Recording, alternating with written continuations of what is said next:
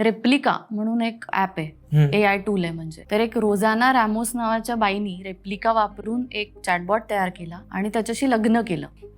आणि का केलं याचं रिझन तिने सांगितलं की ही doesn't have baggage and there is no family drama. सासू नाही, सासरे नाही, नणंद नाही, भावजय नाही, कोणी नाही, सण वार करायचे नाही, काही नाही. मस्तपैकी मी जे बोलते ते तो ऐकून घेतो, माझ्याशी फक्त प्रेमाने बोलतो आणि माझ्या सगळ्या प्रश्नांना उत्तरं देतो, मला जे हवं ते करतो. आणि तू बरोबरच म्हण. हा.